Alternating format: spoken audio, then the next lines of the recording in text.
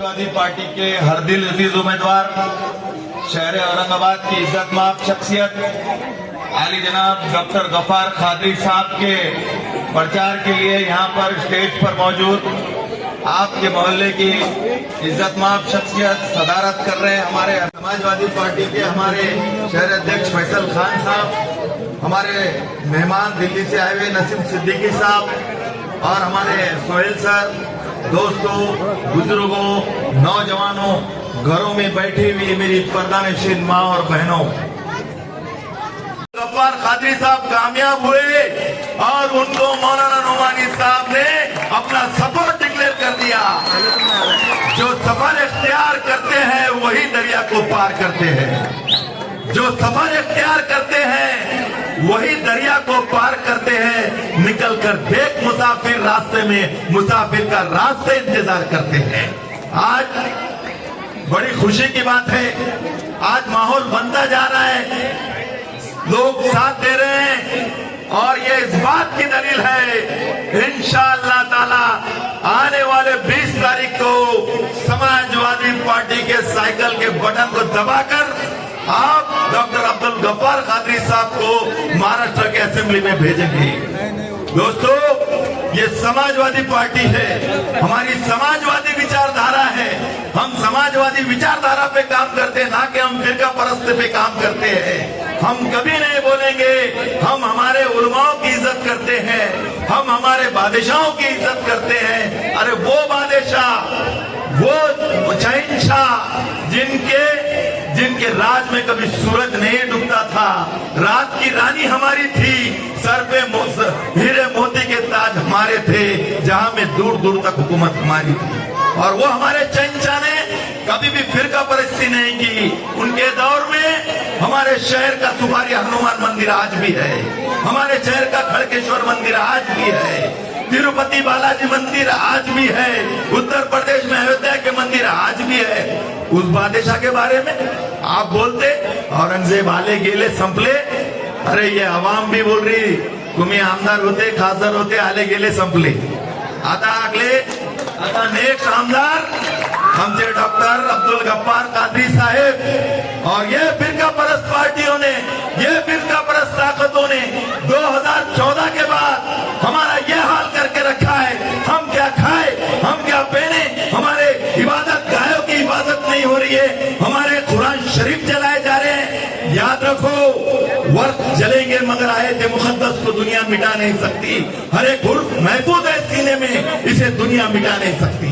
और तुम हमको बोल रहे हैं वंदे मातरम बोलो, वंदे मातरम बोलो। अरे क्यों बोलो? क्या है वंदे मातरम का मतलब?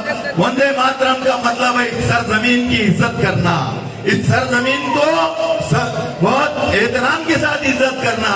मेरा ये शेर सुनिए आप, मजहब के नाम पे जुल्म सितम हम नहीं करते, मजहब के नाम पे जुल्म सितम हम नहीं करते, वफा की आड़ में सियासत हम नहीं करते, और वतन के मिट्टी में जाते हैं तो गुस्ल करके वतन के मिट्टी को नापाक हम नहीं करते। और एक नुमाइंदा हमने चुन के दिया था, क्या किया? अरे तकब्बुर के परिंदे जमीन पे आ, ऊंचे उड़ान से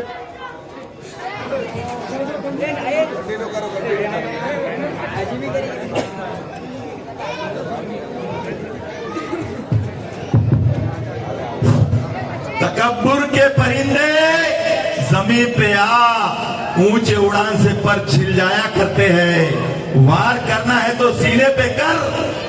हमारे बच्चों को बटन प्लेयर बोला, हमारे बच्चों के ऊपर इल्जाम लगाया। अरे नुमाइंदा वो होता है जो बच्चों की हिफाजत करता है, अगर गलती भी करता हूँ तो उसको छुपाना पड़ता। जा देख सीख अबू आसिम आजमी साहब से। मैं ऐसे ने 28 साल से पागलों की तरह, दीवानों की तरह अबू आसिम साहब के साथ घूम रहा हूँ, क्योंकि ऐसे लोगों को मैं इंसाफ दिला रहा हूँ और इंशाअल्लाह ताला मरते दम तक करूंगा। तो तकब्बुर के परिंदे जमीन पे आ, ऊंचे उड़ान से पर छिल जाया करते हैं। वार करना है तो सीने पे कर, वरना हमारे पीठ पीछे तो खंजर भी टूट जाया करते हैं। आप सबसे गुजारिश है मेरी माँ और बहनों, एक पार्टी 2014 के बाद पैदा हुई है। एक कहावत है, हैदराबाद के चार मीनार में मेरी माँ बहनें कभी गए होंगी तो वहाँ के गोट चमकते हैं, उसके मोती चमकते हैं, लेकिन वहाँ का एक डायलॉग है, हैदराबादी नगीना अंदर मट्टी ऊपर चुनना। तो इनके बातों में मत आओ, हमारा मुस्तकबिल खराब हो। 2014 में क्यों पैदा हुए? 2014 के पहले भी इस वतन हिंदुस्तान में कई वारदात हुए। जब 92 में बंबई सिलक रही थी, झुलस रही थी, पूरा हिंदुस्तान सिलगा हुआ था, शहर औरंगाबाद सिलगा हुआ था, तब ये कहां थे हबीब मिल्लत? तब ये कहां थे नकीब मिल्लत? क्यों थी इनकी खिलाफ? जब कोई था तो शेर महाराष्ट्र अबू आसिम आजमी था। उसने जो काम किया रहती दुनिया तक वो उनका काम नहीं भूल सकती। फिर ये कब क्यों पैदा हुए 2014 में? जब भी तो ये इख्तियार में थे, इनके वालिद खासदार थे, उसके बाद इन्हों खासदार थे, फिर ये कहाँ थे? वो कहाँ छुपे हुए थे? मेरा सवाल है और आप भी कीजिए उनको सवाल। इसलिए मैं गुजारिश करता हूँ 20 तारीख को बहुत अहम दिन है, आप अपने काम धंधे पे जाओ, एक टाइम की रोटी मत खाओ, क्योंकि अपने मुस्तकबिल का सवाल है। और 20 तारीख को आप साइकिल वाला बटन दबाओ, दबाएंगे क्या नहीं दबाएंगे? बोलिए क्या निशानी है हमारी? और ये लोग आएंगे, ये आपके सामने रोएंगे, गिड़गिड़ाएंगे, ये लम्हों में खता करते हैं, ये ऐसा रोते हैं कि आपको उनके रोने पे तरस आता है, लेकिन हमको 5 साल सजा मिलती है। इसलिए इनके रोने पे मत जाओ। आप देखिए ये बेबाक, ये चट्टान की तरह शख्स खड़ा है आपके बीच, दे दो एक मौका, भिजा दो असेंबली के अंदर आपके और हमारे मसले मसाइल हल करने के लिए। इसीलिए मेरी गुजारिश है कि आप साइकिल वाला बटन दबाइए। चलेगी साइकिल, उड़ेगी धूल, चलेगी साइकिल, उड़ेगी धूल, ना रहेंगी फटी पतंग, ना रहेगा कीचड़ वाला फूल।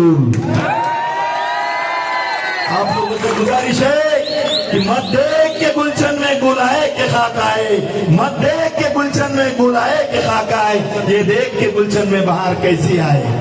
मेरे दोस्तों, बुजुर्गों, मेरे माँ और बहनों, मेरे फिर से गुजारिश है कि आप 20 तारीख को ये गफ्फार कादरी साहब चुन के नहीं आएंगे, आप में का हर एक फर्ज चुनकर आएगा। आपकी आवाज बेबाकी तरीके से असेंबली में उठाई जाएंगी। इसलिए मेरी गुजारिश है कि 20 तारीख को साइकिल वाला बटन 5 नंबर पे जो है वो दबाइए, और जो पैसे दे रहे ले लो, लेकिन वो साइकिल को दबाओ। खुदा हाफिज, जय समाजवाद, जय माता।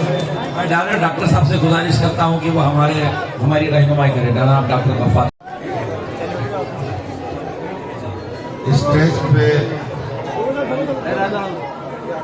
स्टेज पे तशरीफ फरमा इस इंतखाबी जलसे के सदर मोहतरम हबीब कुरैशी साहब, हमारे साथ मेहमान खुसूसी और खास तौर पर मौजूद हमारे भाई करीम कुरैशी साहब, दिल्ली से आए हुए नसीम सिद्दीकी साहब, हमारे रऊफ भाई, फैसल भाई, बब्बू भाई, मुस्तफा खान साहब, ताहिर भाई, प्रोफेसर सोहेल जली साहब, बुजुर्गों, नौजवान दोस्तों, मेरी माओ बहनों, मासूम बेटों बेटियों, अस्सलाम वालेकुम। आज मैं आपके बीच इस इंतखाबी जलसे में मुखातिब हूँ। ये मेरे भाषण से पहले, मेरी गुफ्तगू से पहले एक बात मैं कहना चाहता हूँ कि मैं मोहतरम करीम कुरैशी साहब, हबीब कुरैशी साहब और इनके तमाम साथियों का दिल की गहराइयों से शुक्रिया अदा करता हूँ। मैं इनका एहसानमंद हूँ, क्योंकि गुज़िश्ता 10 साल से जिस पार्टी में मैंने खिदमात अंजाम दिए, उस पार्टी ने मुझे ठेंगा बताया, मेरे साथ नाइंसाफी की, मुझे 5 मिनट के लिए बात का वक्त नहीं दिया गया। बहरहाल इस मुश्किल हालात में इन दोनों भाइयों ने आगे बढ़कर मेरे कांधे से कांधा लगाकर इस जंग में साथ दिया।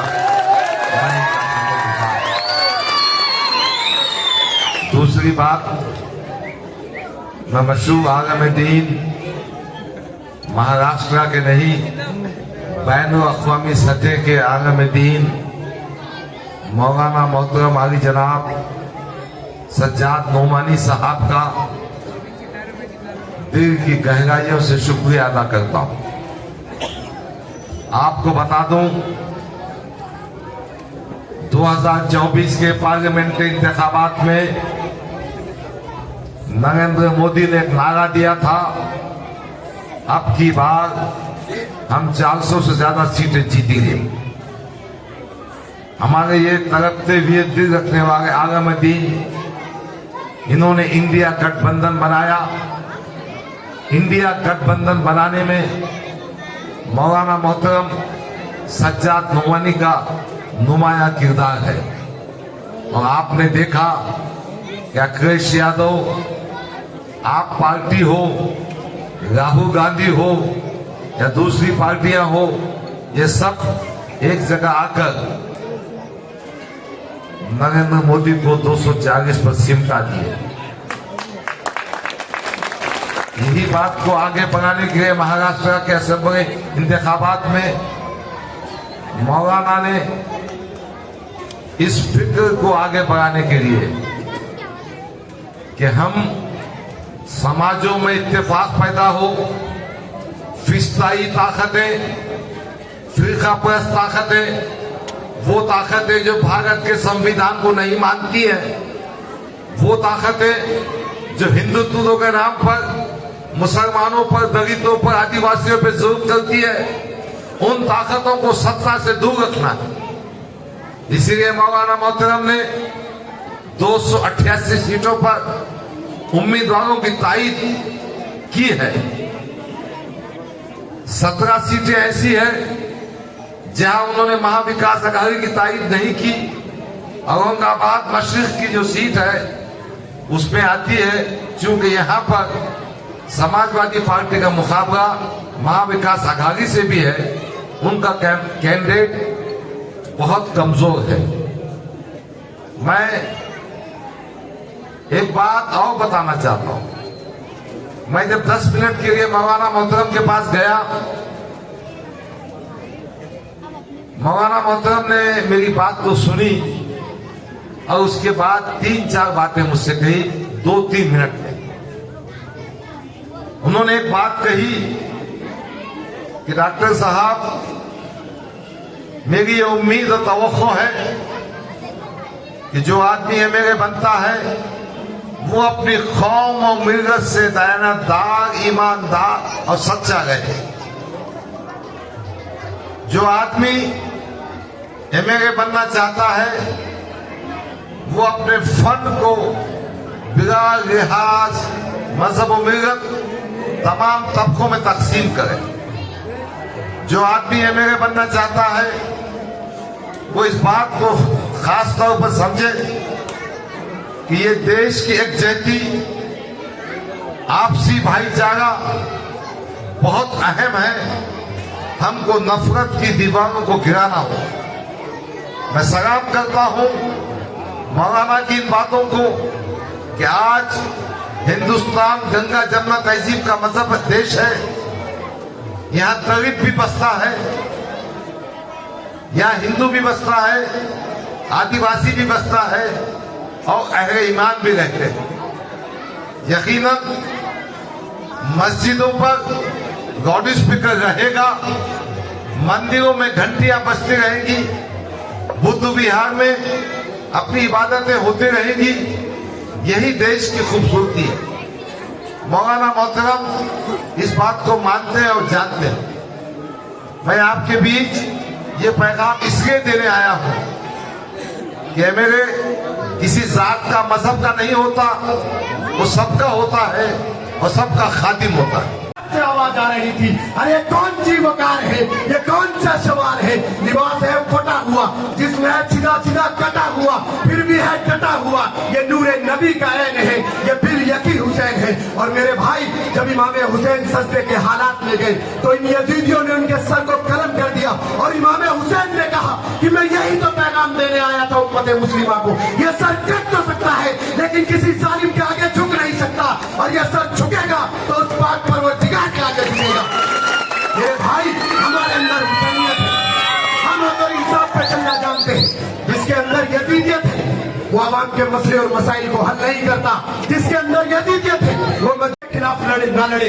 मेरे भाई, अगर मैं हक के साथ हूँ तो असद साहब आप इब्लीस समझो, शैतान समझो, यजीद समझो, नमरूद समझो, फिरौन समझो, आप कुछ भी समझो, लेकिन मैं हक के साथ हूँ। मैं जानता हूँ कि मैं इब्राहिम अलैहिस्सलाम के नक्शे कदम पे हूँ, मैं जानता हूँ कि मैं मूसा अलैहिस्सलाम के नक्शे कदम पर हूँ, मैं जानता हूँ कि मैं इमाम हुसैन के नक्शे कदम पर हूँ। आपके फैसले से मुझे कोई फर्क नहीं पड़ता मेरे भाई। ये खामोश मिजाजी तुम्हें जीने नहीं देगी। इस जमाने में जीना है तो कोहराम मचा दो। आओ मेरा भाई, एक बार बुलंद आवाज में नारा लगाओ, एक एक हाथ खड़ा करके, नारे तकबीर, नारे तकबीर, नारे तकबीर। सोचो मेरे भाई, सोचो मेरे भाई, 5 मिनट और आपका लेकर मैं चला जाऊंगा।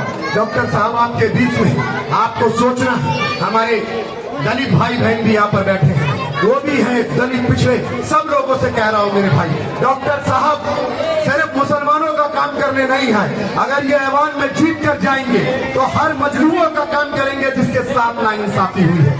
हर इंसान का काम होगा, फर्ज आपका बनता है मेरे भाई। अगर मैं दिल्ली से मैं चाहता तो मेरे भाई मैं मजलिस का पैगाम महाराष्ट्र में पहुंचा सकता था, लेकिन नहीं, मेरा मकसद था कि ऐसे सियासतदान को सियासत की कुर्सी से हटाना है जो सियासत के लालच में कौम के मुस्तकबिल के साथ खिलवाड़ कर रहा है। और मैंने कहा मेरे भाई, मैं किसी समाजवादी का गुलाम बनकर नहीं आया, मैं किसी कांग्रेस का गुलाम बनकर नहीं आया, मैं किसी बीजेपी का गुलाम बनकर नहीं आया, ना ही मैं मजलिस का गुलाम बनकर आया हूँ। मेरे भाई, अगर मैं गुलामी करूंगा तो अपने आकाए नामदार अहमद मुस्तफा मोहम्मद मुस्तफा सल्लल्लाहु अलैहि वसल्लम की गुलामी करूंगा मेरे भाई। मैं इनका गुलाम बनने नहीं आया मेरे भाई। और जो हमारे कौम का लीडर जीत कर आएगा और आवाम के लिए काम नहीं करेगा, मैं हर उस जगह पर जाकर मेरे भाई वो पैगाम दूंगा और उस सियासी लीडर को सियासत की कुर्सी से हटाऊंगा जो कौम के मुस्तकबिल के साथ खिलवाड़ करता है मेरे भाई।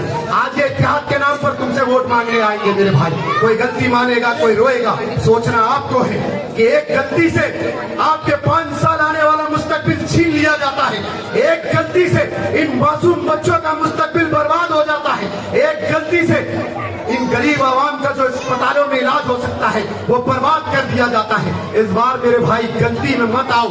एक बेबाक लीडर, एक बेबाक जुबान आपके बीच में है। मैं जानता हूं डॉक्टर साहब आपकी आवाज उठाएंगे मेरे भाई, मैं जानता हूं, और मैं जाते जाते अपने अल्फाजों से बताता जाऊंगा। मैं हर मंच से कहता हूं कि सुनो आरएसएस वालों, सुनो बजरंग दल वालों, सुनो विश्व हिंदू परिषद वालों, सुनो राम सेना, बंदर सेना, जो हम मुसलमानों को अपना गुलाम और इस मुल्क को अपने बाप की जागीर समझते हो। अगर मुसलमानों को गुलामी पसंद होती तो फलस्तीन का बच्चा बच्चा तलवीर और यहूद के टुकड़ों पर पलता, बैतुल मक़दस की मुकद्दस बेटी हाइफा के बाजारों में गिरती, लेकिन नहीं मेरे भाई, फलस्तीन का बच्चा बच्चा बेटी बेटी इस्राएली तोपों के आगे खड़े होकर ये नारा लगाते हैं, हक है हमारा आजादी, हम लेकर रहेंगे आजादी। तू कैसे न देगा आजादी, तेरा बाप भी देगा आजादी। और मेरे भाई, इन जालिमों से आजादी लेंगे, कोई हमारे पीछे खड़ा हो या ना हो मेरे भाई।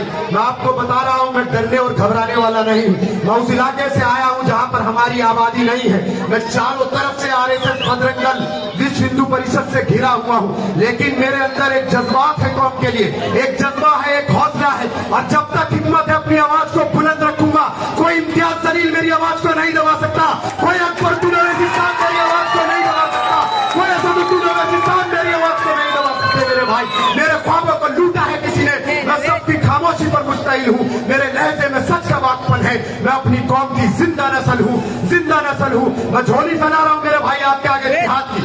डॉक्टर साहब के लिए भरेंगे मेरी झोली को, हाथ खड़े करके बोलिए मेरे भाई।